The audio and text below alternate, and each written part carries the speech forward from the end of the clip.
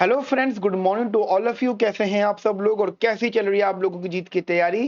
Guys, मैं हूं समीर चौधरी, आप लोगों का दोस्त, आप लोगों का होस्ट, और वेलकम है आप सबका सेमिकॉन क्लासेस में। Guys, today we will discuss about the economics honour semester 6 का एक सब्जेक्ट जिसका नाम है डेवलपमेंट इकोनॉमिक्स। और गाइज, उसमें एज यू नो हमारी टोटल 5 यूनिट्स हैं और 5th यूनिट का जो एक टॉपिक है, that is topic name is globalisation and all that, जो गाइज इस बुक से लिया गया है। मैं थोड़ा सा समझा देता हूँ आपको। टोटल 5 यूनिट्स हैं। 5 यूनिट्स में से जो यूनिट नंबर 5 है, उसमें बेसिकली हमें 3 रीडिंग्स दे रखी हैं। उसमें से जो एक रीडिंग है अभिजीत बनर्जी सर की, उसमें से गाइस हमने चैप्टर नंबर 6 उठाया है, that is globalisation and all that. ठीक है, तो इससे रिलेटेड डिस्कशन हम लोग अभी कर रहे हैं। तो स्टार्ट करते हैं हम लोग अपना पढ़ना। तो गाइस बेसिकली चैप्टर में हमें पढ़ना क्या है। तो को ऐसा है कि इस चैप्टर में ना थोड़ा सा ग्लोबलाइजेशन से रिलेटेड डिस्कशन किया गया है कि भाई जो ग्लोबलाइजेशन है वो देखो क्या था, कब हुआ था, कब से अब तक चल रहा था, वो सब बातें आप ऑलरेडी जानते हैं। यहाँ पे पढ़ना है कि इस ग्लोबलाइजेशनल टॉपिक के कंसेप्ट्स के फेवर में जो लोग थे उनका क्या मानना था और जो इसके अगेंस्ट थे उनका क्या मानना था। अगर हम बिल्कुल टू द पॉइंट बात करें तो गाइस यहाँ पे दोनों ही तरह के लोग हुआ करते थे ग्लोबलाइजेशन के। मान लीजिए, देखो इसमें ना ग्लोबलाइजेशन के बारे में सब कुछ इसमें लिखा हुआ, all that globalisation and all that. Globalisation से रिलेटेड जितनी भी बातें थी, क्या वो अच्छी हो चाहे वो बुरी हो, चाहे वो किसी के ग्रोथ करने की हो या किसी के डाउन होने की हो, किसी के अगर मरने की भी है, सुसाइड करने की भी है, सारी बातें यहाँ पे डिस्कस है। ठीक है, बहुत इंटरेस्टिंग टॉपिक है। एंड ऑब्वियस बात है, it is basically development economics. तो इसमें थोड़ा सा इंडिया वाला कंसेप्ट भी आएगा, क्योंकि हम डेवलपमेंट इकोनॉमिक्स में स्पेशली इंडिया के बारे में नहीं पढ़ते हैं, हम एक जनरल टॉपिक के बारे में पढ़ते हैं। लेकिन आपको हैरानी होगी कि जो जो भी टॉपिक्स हैं, जैसे ग्लोबलाइजेशन है, नो डाउट इंडिया के अंदर ग्लोबलाइजेशन इकोनॉमिक रिफॉर्म के बाद है, मतलब इकोनॉमिक रिफॉर्म्स में है। But India is not the only country जिसने ग्लोबलाइजेशन को फोकस करा। इससे पहले ना जाने बहुत सी कंट्रीज रही हैं जो ग्लोबलाइजेशन वाली बातों को फॉलो कर रही थी, और आज भी फॉलो वाला उसका वाला कंसेप्ट चल रहा है। ठीक है, तो ग्लोबलाइजेशन के लिए बेसिकली दो तरह के व्यू सामने आए। एक व्यू था हमारा यहाँ पे जो इस लोग इसके अगेंस्ट थे, और एक व्यू वो था जो इसके लोग फेवर थे। अगर हम बात करें फेवर वाले लोगों के, मान लीजिए यहाँ पे अगर हम बात करें यहाँ पे फेवर के साथ साथ अगेंस्ट की, तो अगेंस्ट में हम सिर्फ फार्मर्स की ही बात करेंगे। ठीक है, क्योंकि ग्लोबलाइजेशन में शुरुआती लेवल पे जो सबसे बड़ा इंपैक्ट पड़ा था वो फार्मर्स के ऊपर पड़ा था। ठीक है, फार्मर्स, राइट, अब समझिएगा। और जो लोग फेवर में थे, ये वो लोग थे जो मतलब सेकेंडरी सेक्टर में आ रहे थे और साथ साथ सर्विस टेरिटरी सेक्टर में आ रहे थे। ठीक है, अब देखो जनरल सी बात ये थी, अगर हम जो लोग इसके अगेंस्ट में, तो उनका एक छोटा सा पॉइंट ये था, उनका ये पॉइंट था कि जब हम लोग ग्लोबलाइजेशन पर चले जाते हैं तो हमारी कमोडिटी, देखो globalisation is a two way concept. ठीक है, it's a basically two way concept. इसका ऐसा बिल्कुल मतलब नहीं है कि सिर्फ वन साइड था, सिर्फ हमारे यहाँ पे जो है लोग आके चीजें बेचेंगे। ये टू वे था, यहाँ की चीज वहां जाएगी, वहां की चीज यहाँ आएगी। मैं पहले क्लियर करना चाहता हूँ कि आपको ग्लोबलाइजेशन के बारे में डिटेल नॉलेज हो। ठीक है, पहले ये चीज माइंड में क्लियर रखिएगा। तो तो जो लोग इसके बेसिकली अगेंस्ट में थे, वही कह रहे थे कि कमोडिटीज का कंट्री के नेशनल बाउंड्रीज के वहां जाना, दूसरी कंट्री में जाना, एग्री, बट वहां पे जैसे जैसे कमोडिटी जा रही है वैसे वैसे उस कमोडिटी का एक नेचर भी जा रहा है, टेस्ट भी जा रहा है। ठीक है, और कहीं ना कहीं उस कमोडिटी को बनाने के आइडियाज भी शेयर हो रहे हैं। ठीक है, जनरली कोई भी अगर समझदार पर्सन था, अगर कोई चीज इंपोर्ट हो रहा था, यानी ध्यान रखना दो तरह की कमोडिटीज थी। अब आपके माइंड में एक आइडिया आ रहा, एक पॉइंट आ रहा होगा, सर जरूरी थोड़ी है पता लग गया कि कैसे बन रहा है, ऐसा तो हम आईफोन पता है हमें, आईफोन तो पता है हमें कैसे बना सकते हैं, या कोई एक्स वाई जेड चीज जो पता है हम कैसे बना सकते हैं, तो अब नहीं बनाते। हाँ, एक बात ध्यान रखना, दो तरह की कमोडिटीज होती है, एक होती है रेस्ट्रिक्टेड कमोडिटीज, एक होती है अनरेस्ट्रिक्टेड कमोडिटीज। रेस्ट्रिक्टेड वो होती है जिनके ऊपर पेटेंट वगैरह लिया जाता है, तो वो आप दुनिया भर में बेचो, उसका कोई कोई दूसरा कॉपी पेस्ट कर ही नहीं सकता। लेकिन most of the commodities in under developed countries basically कौन सी थी, जो जो गाइस अनरेस्ट्रिक्टेड थी, और वो आइडियाज बेसिकली साथ साथ शेयर हो रहा था, दूसरी कंट्री में जा रहा था। यानी आप ये मान के चलो, there is basically unrestricted flow of commodities and ideas across the national boundaries. यानी जो अगेंस्ट थे उनका एक ही कंसेप्ट था, that is the unrestricted flow of commodities and ideas across the national boundaries. मतलब उनका कंसेप्ट बस इतना सा था कि जो कमोडिटीज और आइडियाज हैं वो उनका जो फ्लो था वो अनरेस्ट्रिक्टेड था, राइट। एक मायने आपके लिए रखिएगा। और साथ साथ इनका ये भी मानना था अगेंस्ट वालों का कि माना कि कमोडिटीज ड्यू टू ग्लोबलाइजेशन इधर से उधर जा रही हैं, ठीक है, सर्विसेज इधर से उधर जा रही हैं, तो एक प्रॉब्लम क्रिएटेड थी कि कोई भी कमोडिटी कंज्यूम कहाँ हो रही है, ये एक लॉ बन गया कि हाँ भैया हम यूएस में ये कमोडिटी भेज रहे हैं, वहां पे यूएस के लोग इस्तेमाल करेंगे क्योंकि हम वहां भेज रहे हैं, लेकिन वो आ कहाँ से रहे इसका कोई भी लॉ नहीं बना, ठीक है। इसका कोई भी किसी भी प्रकार का लॉ नहीं दिया, लॉ बिल्कुल भी नहीं बना कि ये आएगा कहाँ से। कोई भी कहीं से भी लाकर, मतलब कोई भी कहीं पर भी अपनी चीजें बेच सकता था, ये लॉ था बेसिकली, ठीक है। थोड़ा बहुत क्लियर करें, अगर थोड़ा थोड़ा सा मैं पुरानी बातें करूं तो basically Canada try to move towards US gun laws, ठीक है, एंड जो जो डच था वो ड्रग लॉज की तरफ जा रहा था। ये पुरानी बात मैं कर रहा हूँ, मतलब जैसा जिसको ऑप्शन मिला वो वैसा ऑप्शन अपनाने लगा। तो कहीं ना कहीं ये भी एक बहुत बड़ी प्रॉब्लम थी अगेंस्ट, मतलब प्रॉब्लम थी जो अगेंस्ट वाले लोगों को फोकस में डाल रही थी, ठीक है। अभी मैं फेवर वाली बात नहीं कर रहा हूँ, फेवर इसका पॉजिटिव साइड भी है, बट अभी हम डिस्कस कर रहे हैं नेगेटिव साइड। अच्छा, जिसकी वजह से अब समझिएगा, जैसे कम्युनिटीज यहाँ से वहां जा रही थी, एक यहाँ पे प्रॉब्लम और फेस करने को देखेगी, दैट इज माइग्रेशन। एंड छोटा मोटा माइग्रेशन नहीं, बहुत बड़े लेवल का माइग्रेशन। बहुत आसान भाषा में बोलूं तो अगर आपको प्रैक्टिकली पता हो तो इंडियंस का माइग्रेशन, ये जनरल बात चल रही है, वर्ल्ड लेवल पर बात चल रही है, इंडिया का नाम आया, इंडिया का मतलब most of the Indian generally migrate हो रहे थे, आप समझे तो यूएस बाउंड्रीज की तरफ। पुरानी थोड़ी बात करो और आज भी, क्योंकि यूएस के मैंने एक बात पहले भी डिस्कस की थी इन सेमेस्टर 5 के इन 1921 यूएस ने पहली बार एंट्री पर बेसिकली बैन बैन नहीं, मतलब रेस्ट्रिक्शन लगाए टिल 1921 तक या 1920 तक यूएस जाने के लिए किसी भी प्रकार का वीजा वगैरह नहीं हुआ करता था, बिकॉज यूएस एक बहुत टैलेंटेड कंट्री, माइंडेड कंट्री थी हमेशा से। उसको पता था कि अगर ग्रोथ करनी है तो अपने आप पॉपुलेशन को बुलाओ, उन्होंने किसी प्रकार का वीजा नहीं रखा था, समझ रहे मेरी बात को। तो वो उस टाइम नहीं था, तो मैं उन्हीं की उसी टाइम की बात कर रहा हूं। तो माइग्रेशन बहुत बड़े लेवल का हुआ यूएस की साइड, ये भी एक नेगेटिव पॉइंट था जो जो इसके बेसिकली फेवर में नहीं रहा। साथ साथ गाइज ये बेसिकली ग्लोबलाइजेशन जब यहाँ से वहां चीजों को भेजने वाला था तो इंपोर्ट वाला भी था। अब देखिए, import is also part of globalisation, ठीक है। इंपोर्ट जो है वो भी ग्लोबलाइजेशन का पार्ट है कि दूसरी कंट्री से कांटेक्ट करना और चीजों को अपने यहाँ पे मंगवाना। अब एक छोटा सा इन्होंने एग्जांपल डिस्कस किया कॉटन का। अब कॉटन कोई बड़ी बात तो है नहीं, ठीक है, कॉटन है, कपड़ा वाली बात है, कोई भी बना लो, नहीं। देखो, एक टाइम में ऐसा था, अगर हम जनरली आफ्टर इकोनॉमी रिफॉर्म्स की बात करें, देखो अब इंडिया स्पेसिफिक आ जाओ, ठीक है। अब आप इंडिया स्पेसिफिक आ जाओ। पहले तक हम लोग इंडिया को स्पेसिफिकली डिस्कस नहीं कर रहे थे, हम वर्ल्ड लेवल की कंट्रीज की बात कर रहे थे, बट इंडिया स्पेसिफिक की अगर बात करें तो आफ्टर इकोनॉमिक रिफॉर्म्स बड़े लेवल पे इंपोर्ट वगैरह होने लगा, और कॉटन एक बहुत मेजर क्रॉप था जिसका इंपोर्ट काफी बड़े लेवल पे हुआ। अच्छा, इंपोर्ट होने से secondary thing, most basically primary thing जो थी वो था जो इंडिया में फार्मर्स जो है कॉटन की जो है क्रॉपिंग कर रहे थे, उन पर क्या इम्पैक्ट पड़ा, ठीक है। ये बात तो कंफर्म है, आफ्टर ग्लोबलाइजेशन चीजें सस्ती हुई, अंडरस्टूड है। मतलब आफ्टर इंपोर्ट या इंपोर्ट होने के बाद सस्ती, ये महंगी नहीं, चीपर कमोडिटीज हुई, चीपर सस्ती चीजें मिली, बहुत ज्यादा सस्ते लेवल पे चीजें मिली। अब ऐसा क्यों? क्योंकि इंपोर्ट उन कंट्रीज से हो रहा था जिन कंट्रीज में वो चीज भरी पड़ी हुई थी और वहां पे उसकी वैल्यू इसलिए नहीं थी क्योंकि वहां पे बहुत एक्स्ट्रा, आपने इंटरनेशनल इकोनॉमी में टॉपिक पढ़ा होगा अबंडेंट रिसोर्स या अबंडेंट कंट्री, है ना, या और इंटेंसिटी, ठीक है। मतलब आपको याद होगा कि कोई भी कंट्री अगर किसी रिसोर्स में अबंडेंट है तो वो उस कमोडिटी को ज्यादा बनाएगी जो इन मतलब इंटेंसिटी जिसकी ज्यादा हो, और प्लस उस कंट्री में उसी चीज का जो है रिसोर्स ज्यादा हो। तो मान लो यूएस थी, वो जो है कैपिटल अबंडेंट थी और वो फूड ज्यादा बना सकती थी, क्योंकि फूड को बनाने के लिए कैपिटल की ज्यादा जरूरत थी।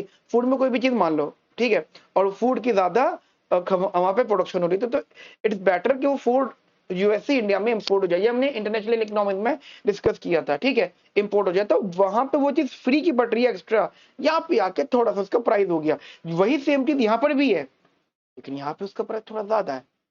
लेकिन इतनी बात, अगर ये तो हम कंज्यूमर साइड सोच रहे हैं कि भैया लोगों को, कंज्यूमर्स को सस्ते में चीजें दो, what about the producer side guys? Producer का क्या, समझ रहे हो, प्रोड्यूसर का क्या यहाँ पर? तो प्रोड्यूसर को काफी, प्रोड्यूसर कह सकते हो या फिर फार्मर कह सकते हो, यहाँ पे हम प्रोड्यूसर नहीं बोलेंगे, यहाँ पे फार्मर बोलना ज्यादा अच्छा मानेंगे, ठीक है, फार्मर, ठीक है, किसान।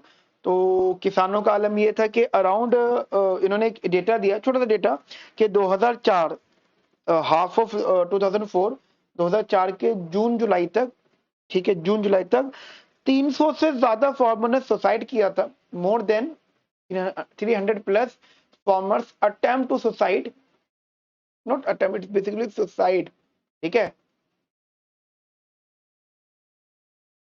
टू सुसाइड, ठीक है, in Andhra Pradesh only.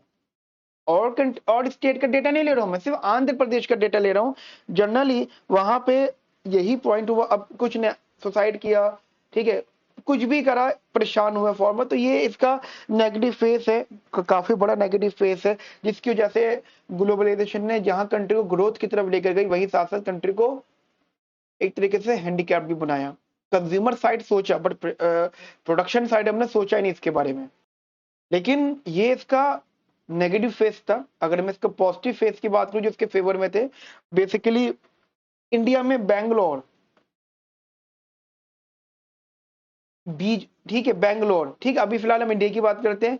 India, मतलब इंडिया की जो बैंगलोर स्टेट है, it was the basically first state जिसने बहुत जल्दी काफी सारे लोगों को मिलीनियर बनाया था, ठीक है, मिलीनियर बनाया था आफ्टर ग्लोबलाइजेशन, काफी सारे लोगों को अमीर बना दिया था, ठीक है, काफी सारी चीजें थी। थोड़ा सा ये चीज हो गई थी कि अब नेगेटिव पॉजिटिव अगेंस्ट वाले ये कह रहे थे कि हमारे यहाँ के जो गरीब लोग हैं वो इतने गरीब हो गए कि वो हमारी ही कंट्री में जिन लोगों को ग्लोबलाइजेशन से फायदा हुआ उनके यहाँ पे नौकरी कर रहे हैं।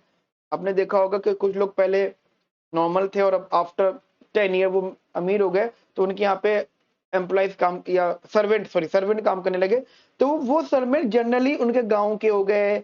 एक होता है ना कि हाँ मेरे ये जो रामू काका मेरे गांव के हैं, या वो ड्राइवर वहाँ का है, वो मेरे अंकल वगैरह, मतलब दूर का कोई रिलेटिव होता है जो वो ग्रोथ नहीं कर पाते, फार्मर वगैरह होता है और वो अपने साथ में ले आते हैं।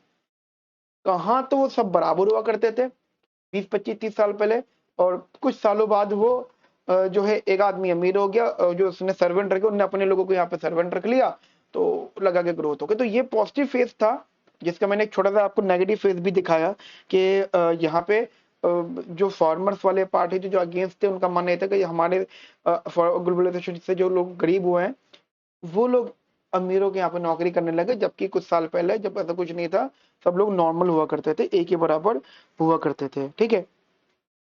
अब इसमें अब एक इकोनॉमिक्स आए, डेविड रिकार्डो, ठीक है, उन्होंने भी फेवर की बात करी है। डेविड रिकार्डो ने, और ऐसे नहीं कि डेविड रिकार्डो यू नो काफी पुराने, अराउंड 2 सेंचुरीज मान लो, ठीक है, 200 साल मान लो, ठीक है। डेविड रिकार्डो उन्होंने एक बात बोली थी कि माना कि ग्लोबलाइजेशन से नेगेटिविटी पॉजिटिविटी दोनों चीजें दिखती हैं, पर अगर आप इसका पॉजिटिव फेस देखो, मतलब अगर इसका पॉजिटिव फेस देखो, तो positivity is more than negativity, ठीक है। जो पॉजिटिविटी है वो नेगेटिविटी से कई गुना ज्यादा थी। तो डेविड रिकार्डो ने, और डेविड रिकार्डो अकेले ऐसे इकोनॉमिक नहीं थे, काफी सारे और भी ऐसे इकोनॉमिक्स थे जिन्होंने जो है फेवर किया ग्लोबलाइजेशन का, और काफी सारे ऐसे थे जिन्होंने इसका अगेंस्ट, ठीक है, ठीक है। तो ये बेसिक सी बातें थी हमारी ग्लोबलाइजेशन में। अब थोड़ा सा हम आगे डिस्कस करते हैं, ठीक है। देखो ये तो हमने एक आइडिया डिस्कस किया ग्लोबलाइजेशन का, अब हम यहाँ पे ना कुछ पॉइंट डिस्कस करेंगे ग्लोबलाइजेशन से रिलेटेड जो इन्होंने हमें दिए हैं। फर्स्ट बिल्कुल टॉप मोस्ट यहाँ पे पॉइंट है, दैट इज हेडिंग लिखिएगा। आप इतनी आइडिया समझ गए, अब जरा टू द पॉइंट बातें समझ लीजिएगा, ठीक है। कुछ बातें मैं आपको यहाँ शेयर कर रहा हूँ, समझा रहा हूँ, और बाकी रिलेटेड गाइस मैं आपको इसके नोट्स शेयर कर दूंगा, जैसे कि हम लोग ऑल जर्नलिस्ट आपसे शेयर कर देते हैं पोर्टल पे, ठीक है, रीडेबल मोड में। तो आप प्लीज वहां से एक बार नोट्स को सिर्फ रीड कर लीजिएगा, अंडरस्टैंडिंग आपको अपना आ जाएगी, ठीक है। तो हेडिंग लिखिएगा द वर्ल्ड, लिखना the world of high trade theory.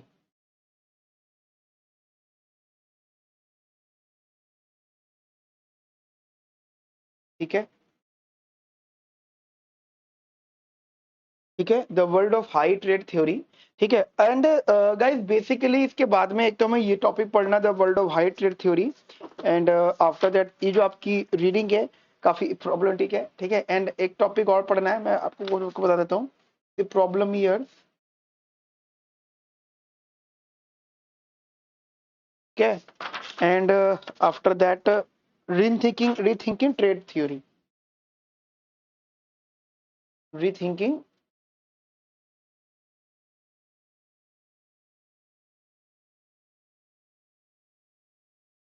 Trade theory. ठीक है, रीथिंकिंग ट्रेड थ्योरी, ये बेसिक सा टॉपिक है। और गाइस बहुत ज्यादा इंपॉर्टेंट नहीं है, बट जितना मैंने आइडिया आपको मेनली समझा दिया है, जो मैंने आपको ओरल ओरल वे पे समझा दिया, वो माइंड में रखिएगा। और जैसे कि डेवलपमेंट इकोनॉमिक्स है, तो एग्जाम में इनके जो क्वेश्चंस आते हैं, नो डाउट ऐसा नहीं होता कि आपको बुक से टू द पॉइंट लिखा हुआ आ गया कि discuss the world of high trade theory, और आपने बिल्कुल to the point word word लिख दिया और आपको नंबर बुक बटा बटा नंबर मिलेगा। नहीं, ऐसा बिल्कुल भी नहीं होगा। कुछ कहानी लिखी हुई होगी, एप्लीकेशन डिस्कस होगी, ध्यान रखना हमने टॉपिक से पहले अभी जो डिस्कस करा है उन सब चीजों पे बेस्ड होगी। एक छोटा सा क्वेश्चन माइंड में आया मैंने मेरे के, how can you say that the globalization is a very good thing और very bad thing in sense of the farmers. ठीक है, in case of the farmers, यानी फार्मर के केस में आप कैसे कह सकते हो कि ये अच्छी चीज थी या बुरी चीज थी ग्लोबलाइजेशन, या फिर according to David Ricardo, how to achieve the highest growth in the country by using globalisation. No doubt globalisation के बारे में डेविड रिकार्डो ने ये बात बोली है ना। अब आप लोग सर कैसे लिखे इसको, तो ग्लोबलाइजेशन के बारे में डेविड रिकार्डो ने बहुत पहली बात बोली है कि ग्लोबलाइजेशन के साइड से पॉजिटिव और नेगेटिव चीजें दोनों होंगी, विनर्स और लूजर्स दोनों होंगे, लेकिन जो विनिंग अमाउंट होगा much more than the losing amount. वो होती है ना, बैट जुआ खेलते हैं ना, जुआ, वो ड्रीम 11 पे है ना, लोग पैसा लगाते हैं, हारते भी हैं जीतते भी हैं, end of the day the amount remain same. ठीक है, हारना जीतना इक्वल है, मतलब प्लस माइनस जीरो। मेरी बात समझ में आई? लेकिन फिर भी लोगों को लगता है कि ये बहुत बेनिफिशियल चीज है। एंड ऑफ द डे अगर ऐसा मान के चलो एक फैमिली के 5 लोग आपस में ही खेल रहे हैं, तो पैसा फैमिली के पास ही रहेगा यार। मान लो कोई जुआ खेल रहे हैं और 5 लोग खेल रहे हैं फैमिली के, तो उनमें से कभी इंडिविजुअल लेवल पे हार जाएंगे, बट फैमिली लेवल पे कोई नहीं हारेगा और ना कोई जीतेगा। द अमाउंट रिमेन सेम, बस यहाँ से उठ के यहाँ आ जाएगा, वहां से उसके वहां से उठ के वहां आ जाएगा। तो ग्लोबलाइजेशन वाले पॉइंट से ये बोला गया कि अगर हम लोग एक कंट्री के अंदर रहते हैं तो शायद अमाउंट रिमेन सेम रहे, बट आउटसाइड द कंट्री जाते हैं, अकॉर्डिंग टू डेविड रिकार्डो है, तो यहाँ पे जो अमाउंट ऑफ विनिंग है वो amount of losing is basically मोर। ठीक है, नुकसान है लेकिन फायदा नुकसान से ज्यादा है, ये चीज है। और गाइस देखिए, मैं यहाँ पे आपसे नोट्स शेयर कर रहा हूँ, राइट, एंड सिंपली आप वो नोट्स रीड करेंगे, थोड़े बहुत मैं आपको बेसिक आइडिया दे दूंगा, एंड फिर वो आप नोट्स रीड कर लीजिए, और आई होप आपको चीजें समझ में आ जाएंगी। ठीक है, तो guys this is the note. ठीक है, नो डाउट ये हमारी जो बुक है उससे रिलेटेड है। कुछ स्टूडेंट मुझसे पूछ रहे थे कि सर ये तो बुक हमारे पास है ना, लेकिन ये बुक को बेसिकली हमने बनाया है। ठीक है, जो लोगों ने पूछा था मैंने बता दिया था, इस बुक को हम लोगों ने बनाया है। ठीक है, हमारे काफी सारे नोट्स मार्केट में सर्कुलेटेड है, काफी सारे सेमिकॉन्स के नाम से भी हैं। ठीक है, तो और अगर आपके पास नोट्स इन केस आ जाते हैं किसी भी सोर्स से, तो इसका मतलब ये नहीं है कि आपने जंग फतेह कर ली। जो भी हमारे स्टूडेंट्स हैं, पहले तो अपने माइंड में आप ये रखिएगा कि सिर्फ और सिर्फ नोट्स हासिल करना। पहले मुझे कुछ लोग कहते थे कि सर नोट्स तो हमारे पास आ जाते हैं, नोट्स तो है हमारे पास, आपके नोट्स आ जाते हैं, so why we need a cure classes, notes तो आ गए। मेरा छोटा सा मीनिंग एक क्वेश्चन होता है कि कि खाना बनाने की रेसिपीज की तो बहुत सारी बुक्स मार्केट में अवेलेबल होती हैं, but why you need a good chef in a 5 star hotel और एनी अदर प्लेस? क्यों हम अपनी मदर को बार बार शिकायत कर देते हैं अच्छा खाना अच्छा नहीं बना? रेसिपी तो है, रेसिपी ला के दे दो मम्मी को या किसी को भी ला के दे दो। मार्केट में रेसिपी बुक्स, इवन अब तो ये जो ट्रेंड चल चुका है यूट्यूब पे एक एक चीज अवेलेबल है, बट फिर भी क्यों जो अच्छे शेफ्स होते हैं अच्छा खाने बनाने वाले लोग होते हैं उनकी क्यों वैल्यूएशन ज्यादा होती है। हमारे घर में ही, हमारे खानदान में कुछ बहुत सारी लेडीज हैं, मतलब हमारे पूरे फैमिली में आंटी आंटी या वो ऐसे करके, क्यों एक आध लेडी एक आध आंटी वगैरह बहुत अच्छा खाना बनाती है और दूसरी आंटी बहुत अच्छा खाना नहीं बनाती है, जबकि रेसिपी अवेलेबल है। ध्यान रखना, रेसिपी अवेलेबल होने का मतलब काफी नहीं होता। आपकी पर्सनल गाइडेंस भी, जितने भी लोग हमारे स्टूडेंट्स होते हैं पर्सनल लेवल पे गाइडेंस चलती है, और अगर आपको लगता है कि पर्सनल लेवल की गाइडेंस वैल्यूएबल नहीं है तो ठीक है, अगर आपको लगता है तो ठीक है, ऐसा नहीं है। आप बात कर पा रहे हो, एक वही तो है ना डॉक्टर। ऐसा तो केमिस्ट वाले को, आपको पता है केमिस्ट वाले को सारी मेडिसिन की नॉलेज होती है। आप कोई भी दवाई लेके पास चले जाओ उसके पास, कि वो भाई साहब ये बताना ये मेडिसिन किस काम में आएगी, वो बता देगा कि ये मेडिसिन किस काम में आएगी। और वो दवाइयां क्यों नहीं देते, वो दवाइयां क्यों नहीं देते? तो इसलिए नहीं देते कि भले उनको सारी चीजें पता है, या उनके पास सारा एक्चुअली उनके पास सारा डेटा है, उन्होंने पढ़ाई, उन्होंने फार्मेसी का कोर्स ही दवाइयों के बारे में जानने के लिए करा है। और जो डॉक्टर है उसको पता है राइट टाइम पे क्या डिस्कशन करना है, क्या बातें का डिस्कस करनी है। और पर पर्सन अगर विजिट होती है, कोई अगर पेशेंट अगर बात करता है आके, तो उससे उसको राइट टाइम पे क्या डिसीजन उसके लिए अच्छे रहेंगे, क्या उसको क्या उसको सजेशन मिलेंगे, ठीक है। ऐसे तो गूगल पे यूट्यूब पे सब कुछ अवेलेबल है, ठीक है। तो अपना माइंड प्लीज ये सेट कर लीजिएगा।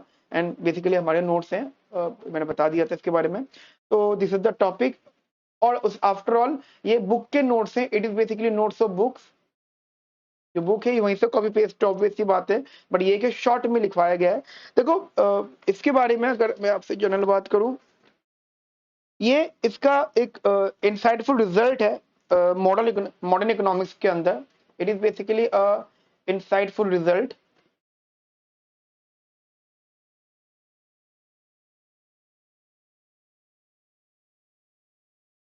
Yeah, this is basically insightful result in modern economics.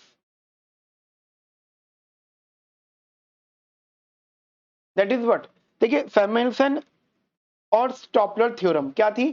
वो कहते हैं if a labour abundant country, याद करो मैंने क्या बताया था अभी थोड़ी देर पहले what I basically what we discuss, ये बताया था ना मैंने, लेबर अबंडेंट कंट्री, वही एक्सप्लेनेशन मैं यहाँ पे रिपीट कर रहा हूँ आपसे।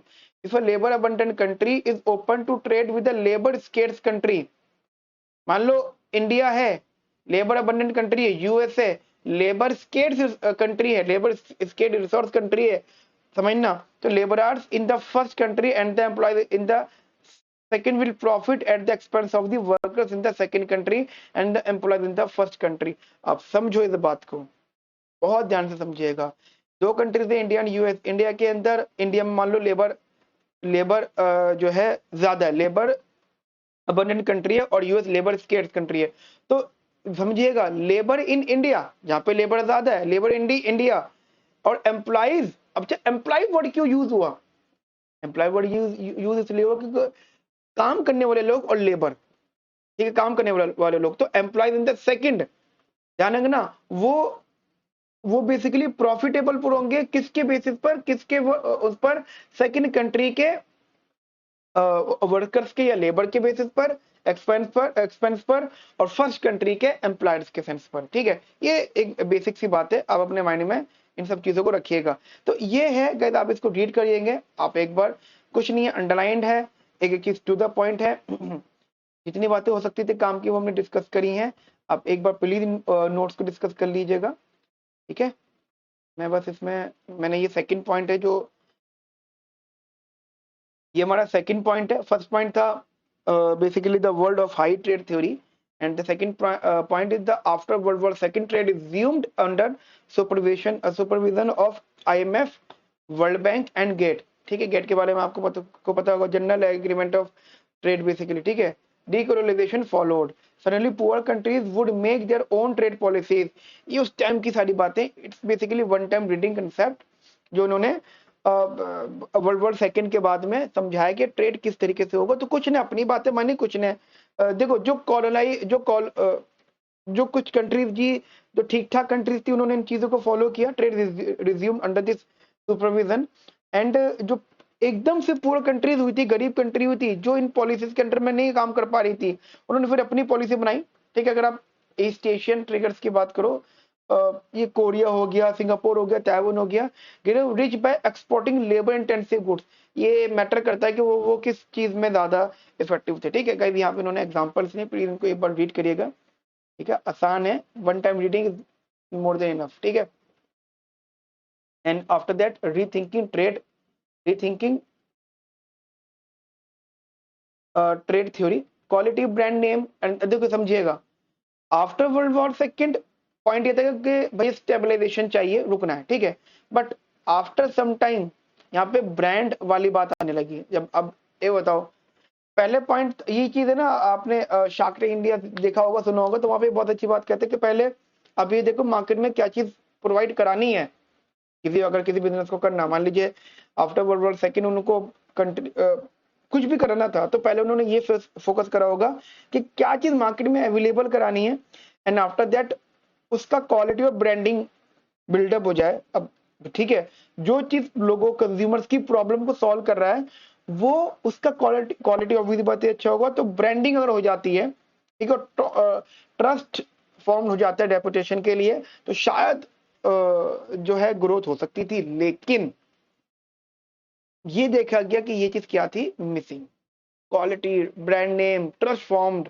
रेपुटेशन, ये सब चीजें क्या थी हमारी मिसिंग थी। तो उन्होंने यहीं पर थोड़ा सा समझाने की कोशिश करी है कि what do you mean by reputation. Reputation somehow like a fixed cost, जो हमेशा फिक्स्ड रहती है। ठीक है, the advantage is it gives you as independent of how much you sell, so if you expand beyond where you can maintain quality it will collapse। मतलब generally उन्होंने कुछ explanation यहाँ पे दिए, वहीं पर उन्होंने ब्रांड से रिलेटेड डिस्कशन दिए हैं।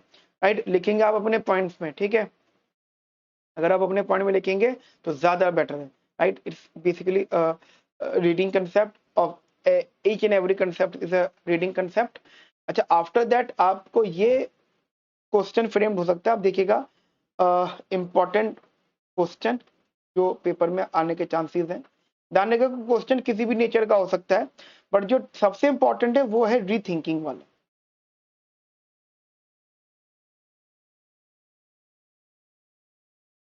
ऑफ ट्रेड थ्योरीज,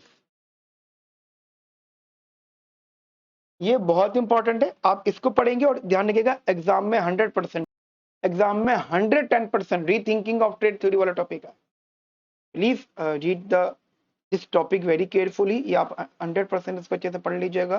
ठीक है, तो ओके फ्रेंड्स, आज हमने टॉपिक डिस्कस किया है। ओके फ्रेंड्स, आज हमने टॉपिक डिस्कस किया है, काफी ठीक ठाक लेवल पे डिस्कशन हमने कर लिया है।